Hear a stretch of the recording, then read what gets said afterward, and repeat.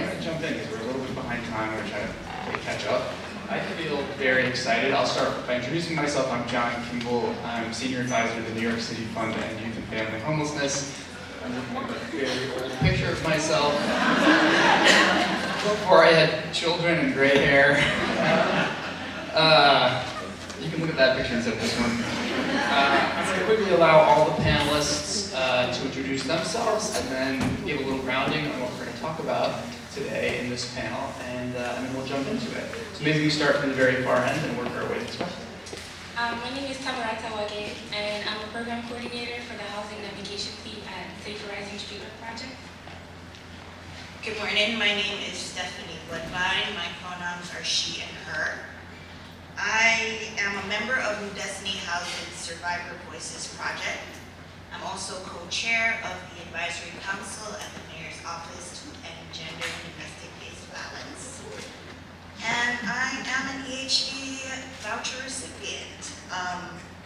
I also found my housing through New Destiny Housing's program, so I'm a housing access sensitivity client as well.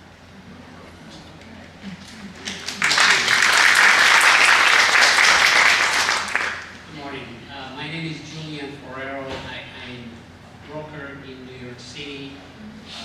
I have been doing this kind of gig for over 12 years. Over the last year and a half or so, I have focused my attention on voucher holders, and I enjoy very much working with them.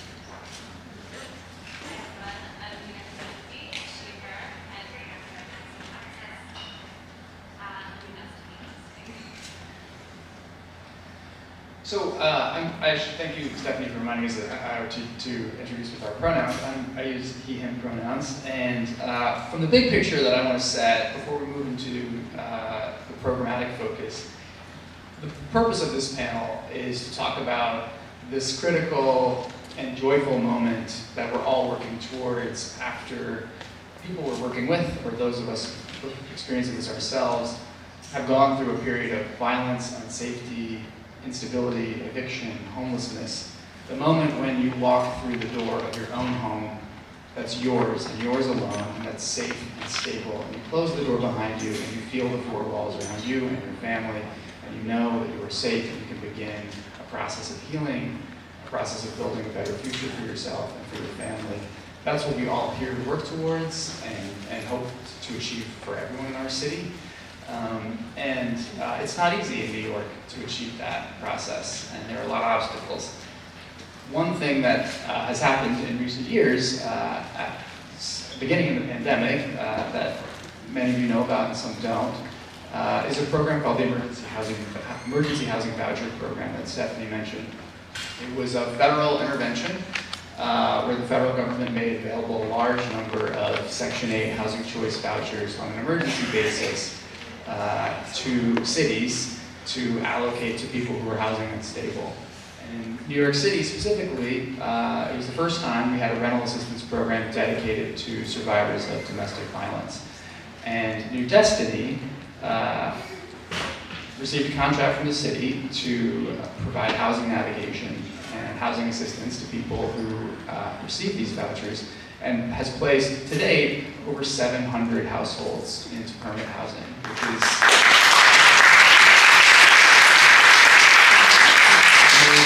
and it's such an important success that we want to dig into it, how it worked, how it happened, how it's different from how we did business before, and what it means for how we should change how we do business going forward, so that every single household experiencing household instability and violence has access to this kind of support and this kind of stability and assistance. So I think it might be helpful, Tamarata and Gina, who had programmatic experience with this, to start and give us a grounding in how the program worked, maybe a little bit how it was different, and start to talk about what you think some of the success ingredients were and how you were able to achieve so much in such a short period of time with 700 families having their own homes. Sure. So basically, Streetwork works for young people under the age of 25. We work with homeless youth specifically. We also have an overnight for people who are under 21 that are experiencing homelessness.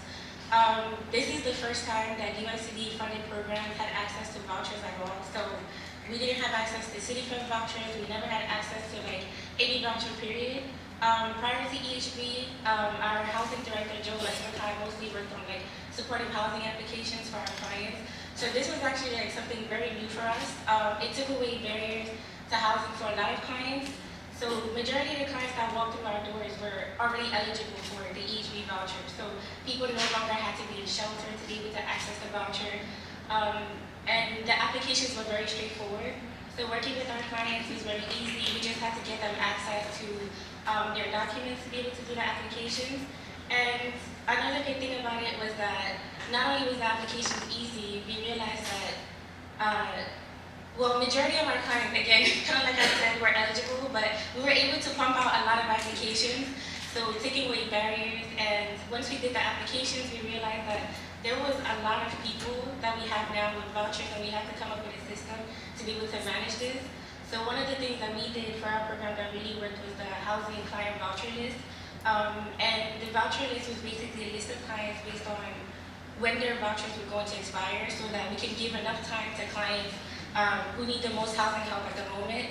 And everybody that was coming to our program that were getting vouchers, even though they had to wait to be able to get one-on-one housing help, they were able to get information such as like payment voucher standard information, how to apply for Housing Connect, information about source of income discrimination, and even management companies and broker information, so they could be doing some of the housing search on their own before they get to the housing advocators. Another important thing that was really good for us was that this was the first time that we had access to housing navigators. So at our programs, we don't have any housing specialists, and because we were able to have housing navigators, they were able to help get our clients connected to brokers to help with the housing search. Yeah. Thank you. And with Destiny, our housing access and stability services department operates two primary housing programs. One is needed to provide stabilizing hours and another for voucher holders.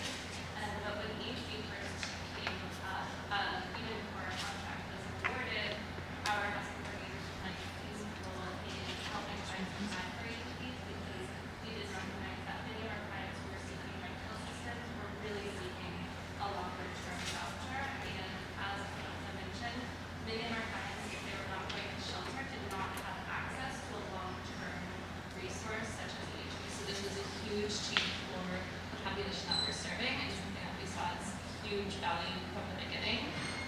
In terms of what we saw as most impactful, exception payment standards, which were already in place by HPD for all of their Section 8 programs, was adopted by NYCHA as well for EHB specifically. And as of April of this year, NYCHA has since adopted the exception payment standards into their broader Section 8 programs, which I think really reflects the importance of offering exception payment standards, which offer higher payment standards for zip codes where rents are much higher. And if that were not the case, I don't think Julian would be here next to me today, because we were not going to be able to get the number of broker relationships going without those types of payment standards. And then, of course, another reason why brokers like Julian can be with us is the incentives.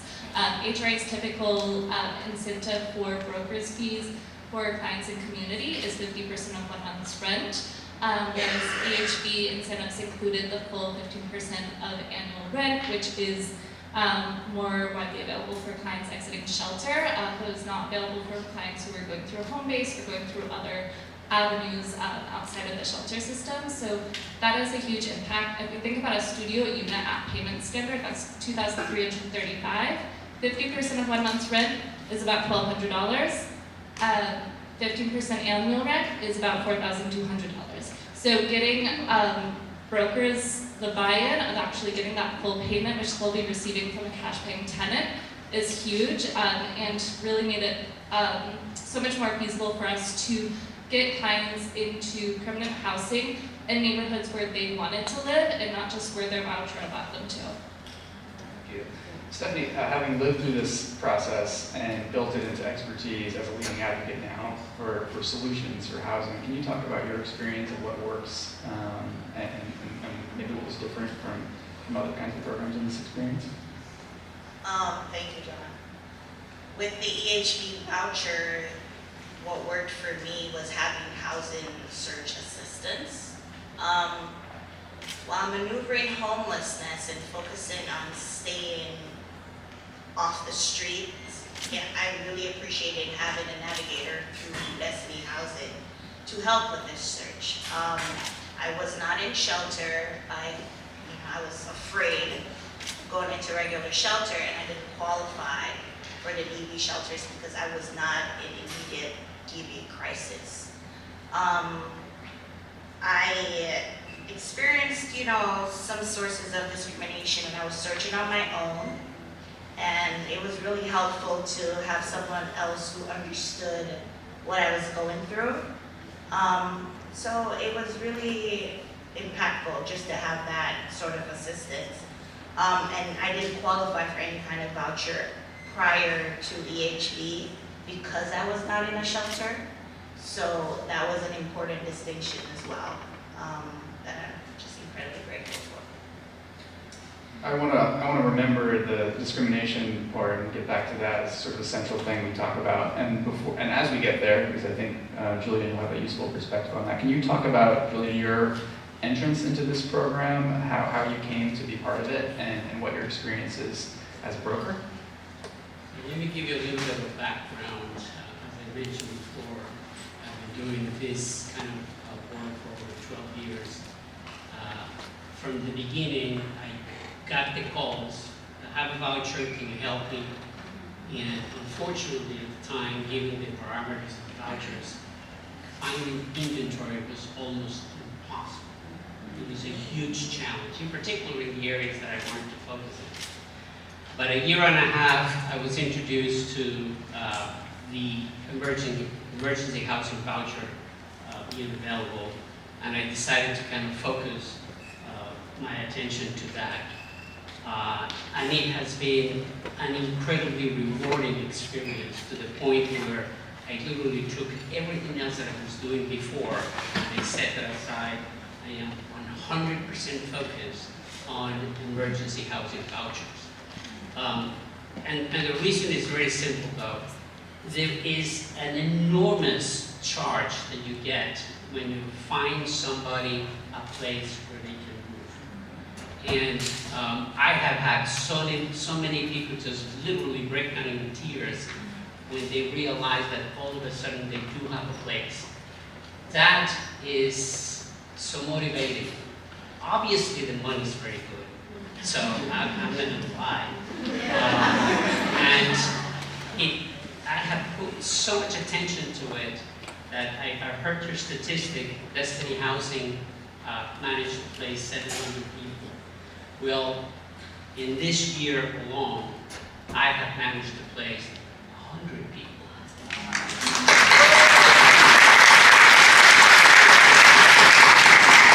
And it was in coordination with Queen's Defenders, which serve a purpose as well.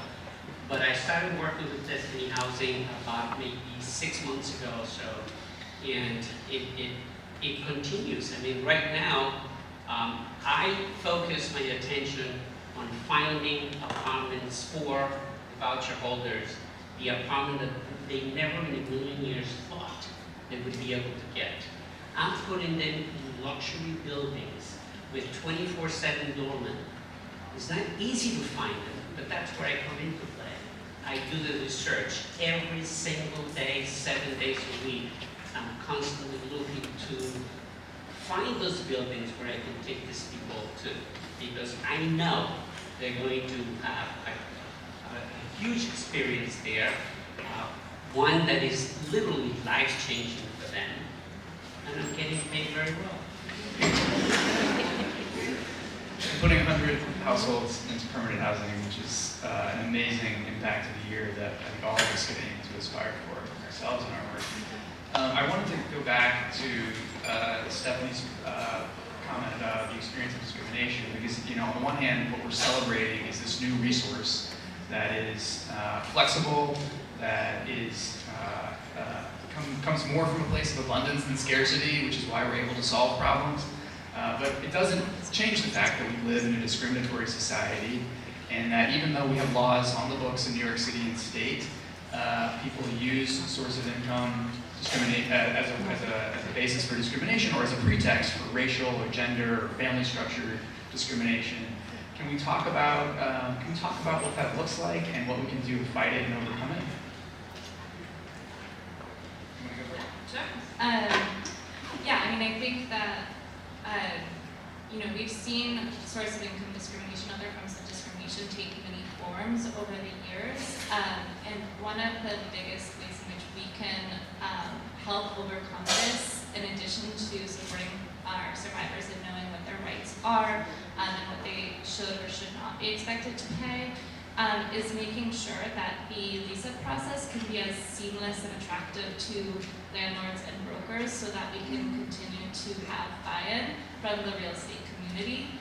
So reducing timelines for inspections and paperwork processing is a big factor in overcoming source of income discrimination, because that is how we're going to continue to generate relationships with brokers and landlords who are going to be motivated to move our clients in.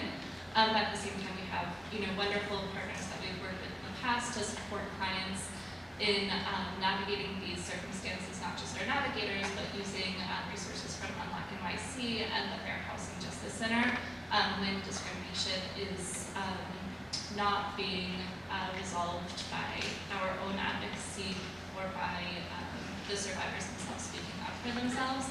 But I think, anything that we can do to reduce that administrative red tape and make it easier to get people housed is going to allow more and more brokers and landlords to be willing to lease out clients in their apartments. I think first for us, we start on the client level because we want clients to recognize what source of income discrimination is. So it's not always straightforward. We're not taking vouchers. Sometimes it's just they can ask people for guarantors when we know that they don't need guarantors. They might ask clients, especially with our housing navigators helping clients with applications. We may encounter a situation sometimes where getting towards the end of the application is asking for a $500 deposit to be able to finish it. And there's no way to get around it. And then when we do reach out to the brokers and management companies, we get ghosted, or they might be like, oh, keep trying, but there's actually no way for us to get around it. Similar to Gina, something that we found really helpful was partnering up with other organizations that can help us. And for us, it was a legal organization. So Steph Rudolph at the Homeless Rights Project at Legal Aid has been really instrumental for us in terms of handling these discrimination cases for our clients.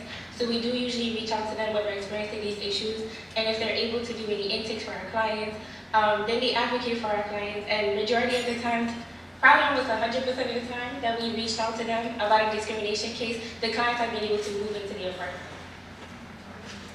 I would just want to say, second, that Steph has been an incredible advocate to support clients in overcoming those barriers.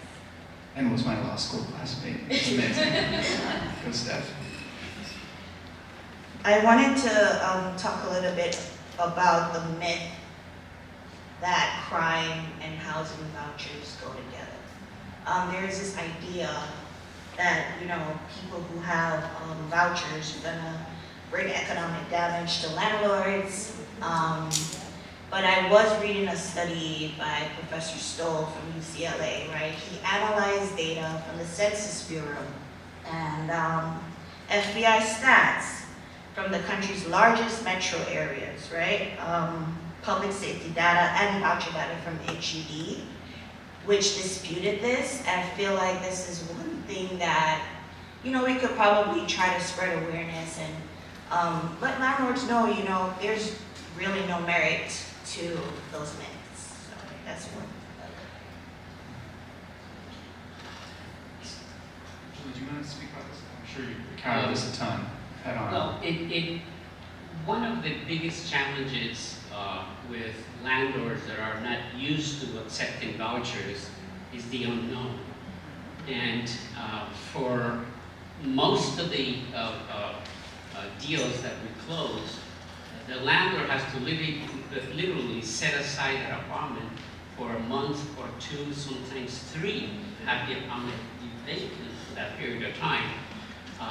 And that is a turnoff for them, of course. So they're not with open arms inviting us into their property. So it is the role of the broker to be able to go there, knock on the door, talk to them, and walk them through the process.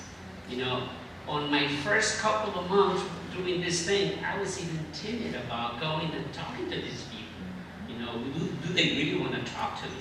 Well, after a while, you kind of build the courage to realize that they have no choice. They have to take us serious. You know, it is the law. And at any given time, when they give me some resistance, I have CCHR on my dial phone, and I immediately contact them.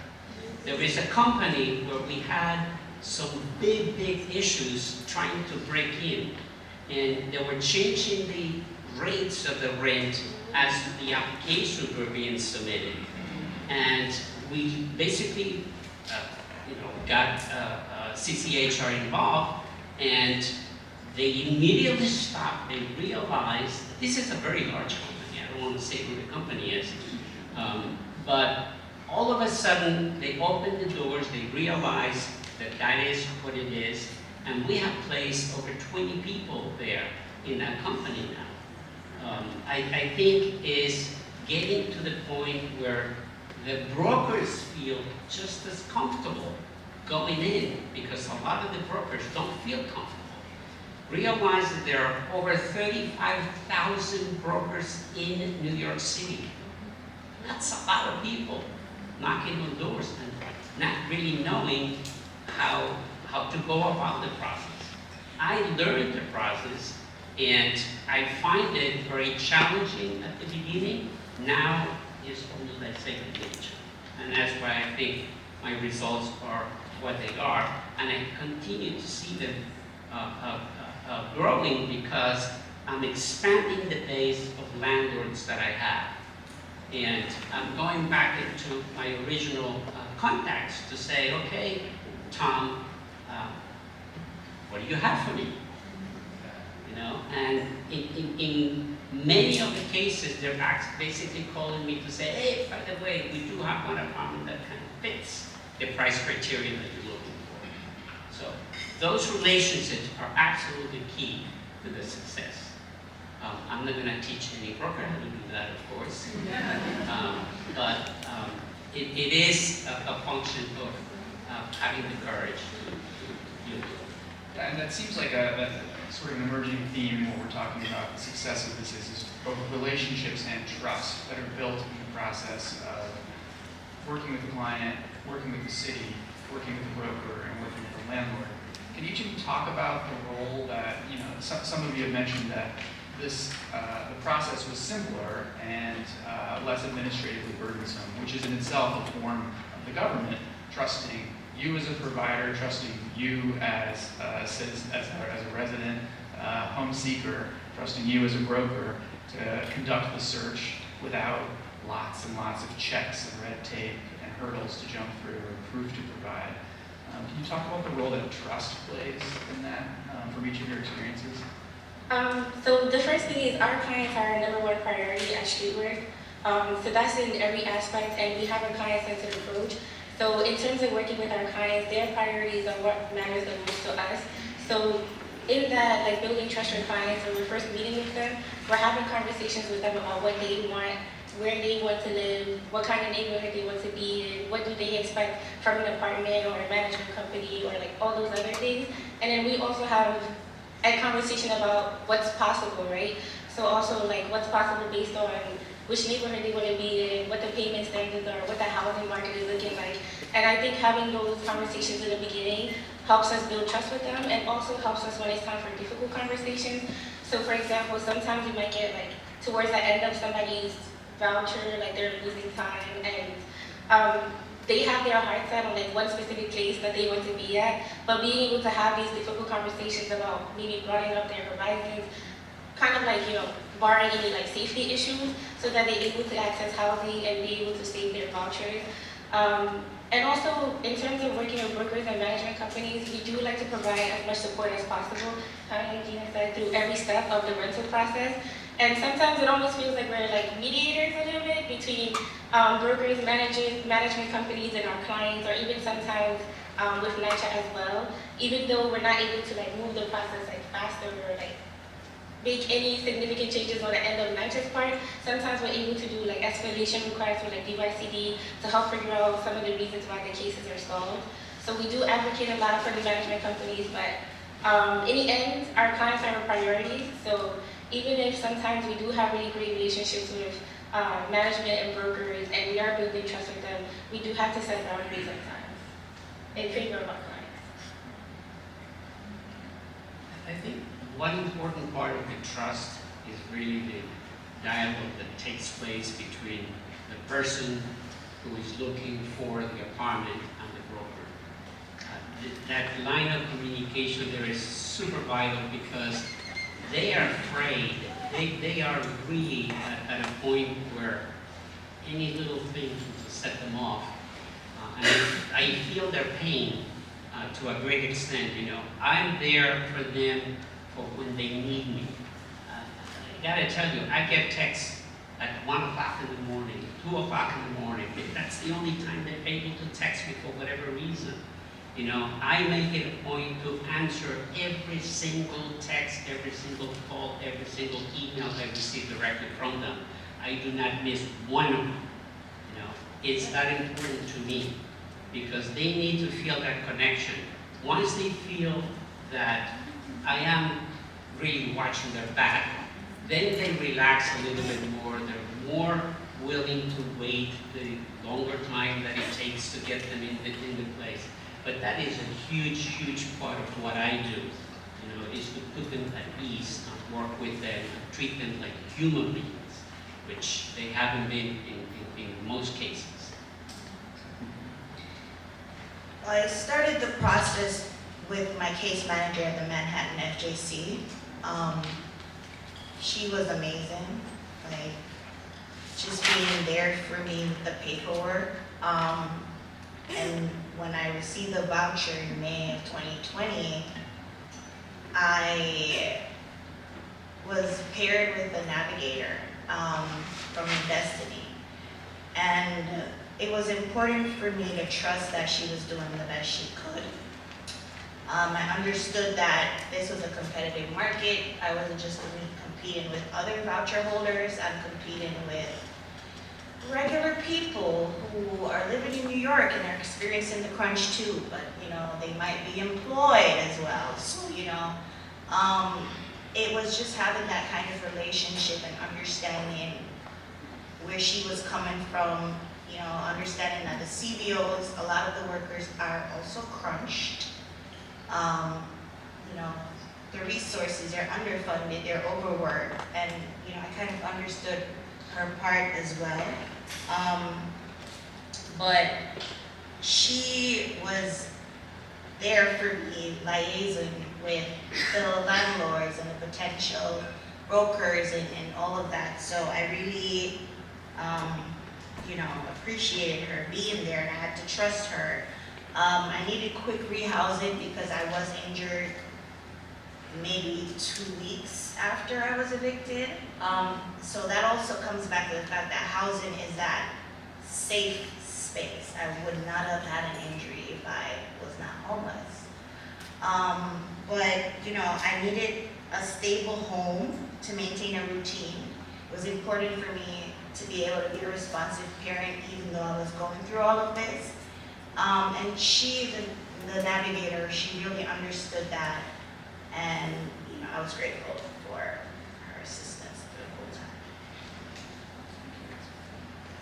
I want to pivot now to, so EHV is a time-limited program. It's going to come to an end, but we don't want the success of the program and the impact it's having to stop. In fact, we want to dramatically increase the scale of this kind of reach and program. So how can you each give us some thoughts on looking around at the landscape that we have? We have City PHEPS, which is a city-based rental assistance program, and PHEPS, which is the state version of that. How do we begin to bring the lessons of this program to those systems to grow the reach of it and continue it indefinitely going forward? Sure, so I think with city PEPs and FEPs, only in the past couple of years did those payment standards again rise to the payment standard of Section 8. Prior to that, it was a much larger hurdle to get housed with PEPs and city PEPs, which I think Julian alluded to with hearing about voucher holders inquiring. There is simply not housing stock available at those payment levels within areas where people wanted to live. So making sure that exception payment standards are available across the board for all vouchers, and ensuring incentives such as unit hold incentives for the landlords to keep them engaged in the lease-up process, and ensuring that full broker's fees can be provided to make sure that the the voucher holders seeking housing are able to access the support of the brokers, and so much of the housing in New York City is made available through collaboration with brokers. So those are the two biggest lessons for me that I've seen with HB that really worked well. But as we consider other programs such as HPD set-asides for homeless residents of DHS shelters, making sure that that's available to HRA shelters and others who are experiencing domestic violence or other forms of homelessness. So again, the exception payment standards was really useful for our program because it made it easier for our clients to be able to work with vouchers and find apartments. And I would also say that there's a lot more incentives for the EHB program. Like for example, I can't think of it at the top of my mind right now, but there is an incentive that's like the enterprise incentive that helps with like landlords getting funding to be able to house like EHB clients. If this was something that was also like available for city PEPs and other vouchers, it would open up more possibilities for our clients to have vouchers. And specifically for DYCD, I think that we should also have access to the NYCHA priority, which we do not have, like unlike the DV programs and also DHS programs and also ACS programs, we don't have access to it. So I think that would be really helpful for us because we actually do share some of the same clients. We just work with people who are under 25. So just opening up the possibilities for our clients. And now that EHB is over, we only had access to 50 City First vouchers for all the DYCD programs. So all the RH1 programs, SCO, everybody's just sharing the 50 for all of our clients. So for us, it would just be access to vouchers, period. So the EHB is going to be over. The City First, there's only 50 of them, and now we're back to like scrambling to try to fit clients into supportive housing criteria to get them apartments. And it feels like bittersweet because we had over 200 vouchers. We were able to house over 150 people. And now that we're coming near the end of EHB with all the people that already have vouchers, and once the 50 lease-ups are completed, what's next for our clients? So, yeah, we need vouchers. One major thing I feel we could take from EHB is that use of navigators for people who have city FEPs vouchers. For survivors, I knew it was useful because of that mental trauma to have somebody else there with me.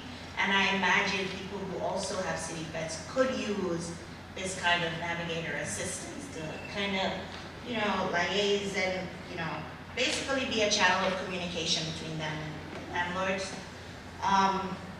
Another thing is that, perception change, influences policy. The idea of homelessness, the definition is not concrete. Like HUD has a different definition from DHS or HRA, for example. And I feel like coming to an agreement of what homelessness looks like. There's couch surfing. There's being doubled up with people. It's not necessarily being unkempt, on the streets, right? So a universal definition of homelessness would definitely help to kind of connect people to the resources they need. And because the city doesn't recognize survivors as a particular group who needs supportive housing and supportive assistance, that's one thing that could change and would be helpful also. And as a member of the advisory council, I know that we have officials who are dedicated to do this. but I'm concerned about the impending cuts in terms of what's going to happen to the people who have to cut the checks. You know, that's going to sort of create some sort of distrust in the relationship with the landlords and the brokers, you know. So those things are kind of concerning for me.